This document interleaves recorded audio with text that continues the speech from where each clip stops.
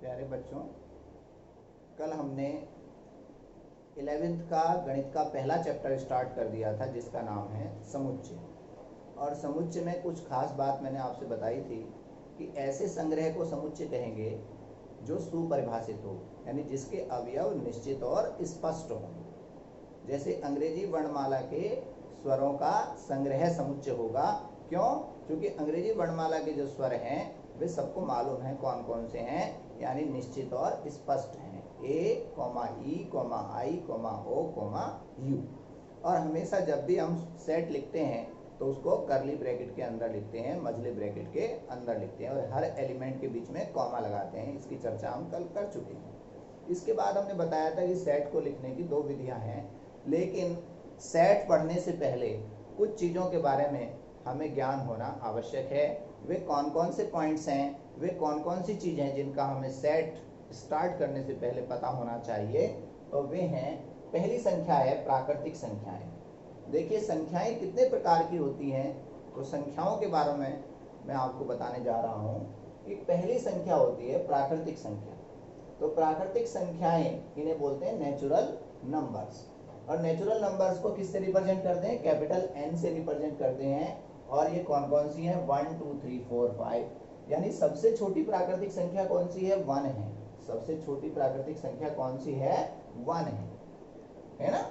और इसके बाद आती हैं पूर्ण संख्याएं। पूर्ण संख्याएं कौन सी होती हैं? अगर प्राकृतिक संख्याओं में जीरो को और शामिल कर दिया जाए तो इन संख्याओं को हम बोलते हैं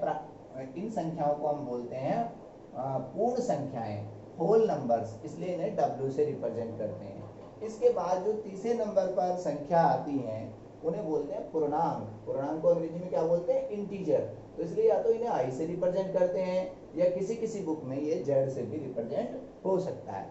अब पूर्णांक कितने प्रकार के होते हैं? पूर्णांक 3 प्रकार के होते हैं। एक तो जीरो भी एक पूर्णांक है, और जो धन पूर्णांक है इन्हें बोलते हैं धन पूर्णांक। +1 +2 +3 कहाँ तक? इनफाइनाइट तक। और -1 -2 -3 इनफाइनाइट तक इन्हें बोलते हैं हम ऋण पूर्णांक। तो जो ये धन पूर्णांक है इन्हीं का नाम क्या है? प्राकृतिक संख्याएं। तो पूर्णांक कितने प्रकार के होते हैं? एक तो जीरो एक पूर्णांक है, और ये है धन पूर्णांक या नेचुरल नंबर्स, और ये है ऋण पूर्णांक, है ना। तो इन तीनों को मिलाकर क्या बोलते हैं? पूर्णांक। इन्हें हम बोलते हैं धन पूर्णांक। तो धन पूर्णांक को किससे रिप्रेजेंट करोगे आप? I positive integer. और जो ऋण पूर्णांक है इन्हें बोलते हैं हम I नेगेटिव, यानी नेगेटिव इंटीजर्स। जो I पॉजिटिव है वही क्या है? आपका N है। पॉजिटिव इंटीजर ही क्या है? Set of natural numbers.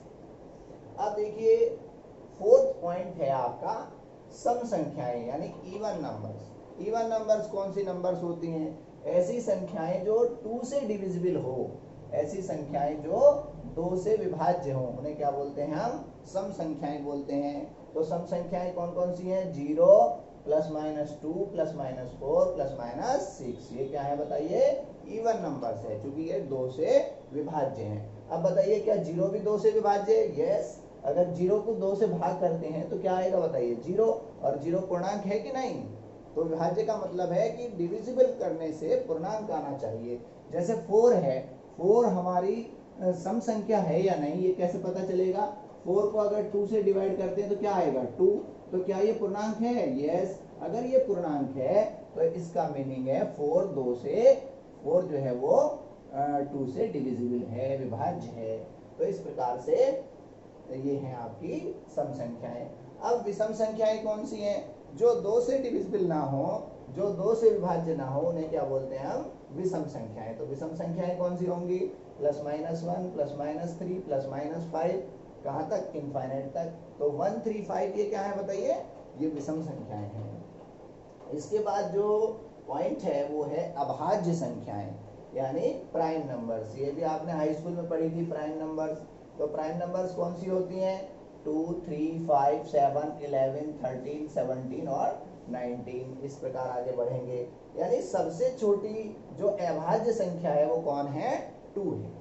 सबसे छोटी अभाज्य संख्या 2 है, यानी जिसके केवल दो फैक्टर्स हों, एक तो वो संख्या खुद और एक 1, ऐसी संख्या जिसके केवल जो केवल दो संख्याओं से विभाज्य हो, एक तो 1 से और एक इटसेल्फ। ठीक है, तो दो किससे विभाज्य है, तो 2 से विभाज्य है और एक 1 से विभाज्य है। 3 किस किस से विभाज्य है, एक तो 3 से विभाज्य है और एक 1 से विभाज्य है।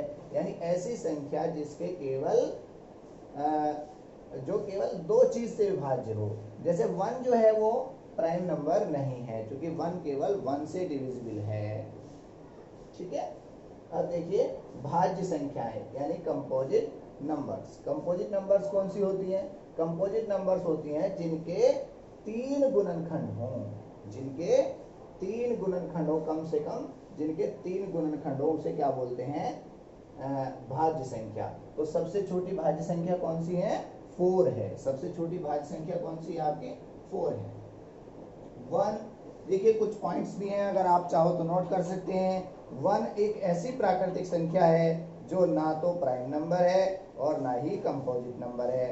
2 ही केवल ऐसी प्राइम नंबर है जो सम है, और 4 जो है वो सबसे छोटी कंपोजिट नंबर कहलाती है। ठीक है,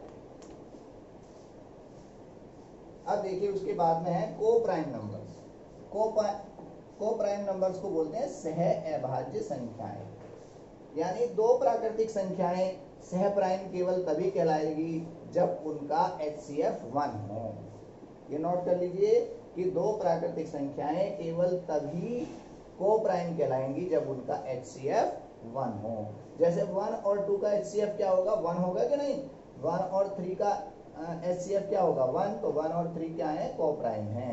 3 और 4 का HCF 1 होगा, इसलिए 3 और 4 को प्राइम है।